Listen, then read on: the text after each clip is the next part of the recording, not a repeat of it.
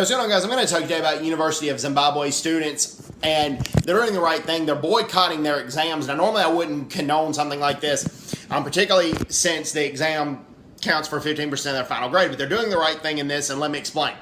Okay, Robert Mugabe recently came on national TV in Zimbabwe and said that he wouldn't resign. Well, there was I'm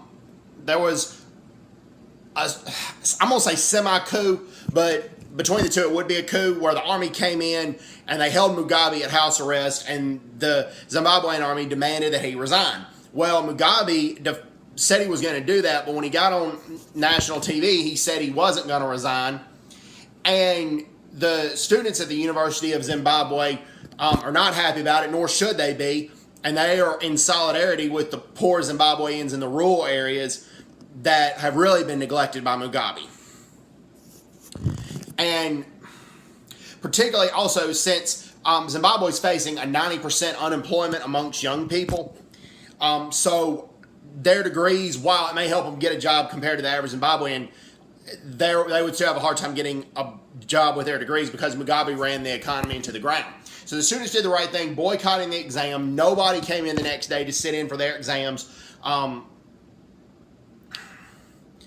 The students who had to write an exam for their, or a final dissertation for their exam, they didn't write their dissertations because they're in solidarity with people demanding that the Zimbabwean president under house arrest, Robert Mugabe, resign.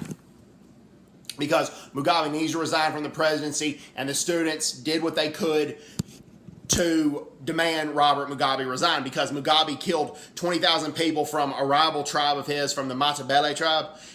He killed 20,000 people. These soldiers were trained by the 5th Brigade.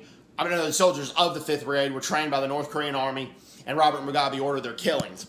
And Robert Mugabe constantly abducts political opponents. He constantly kidnaps political opponents.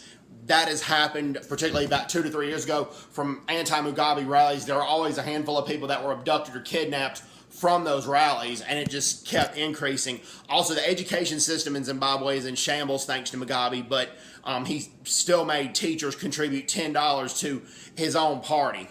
I've talked about that in previous videos. And teachers are paid little to nothing over in Zimbabwe, thanks to Robert Mugabe. So props and thumbs up to the students at the University of Zimbabwe for doing what you can and demanding that President Robert Mugabe resign. Hope everyone's doing well. Take care. God bless everybody. Bye-bye.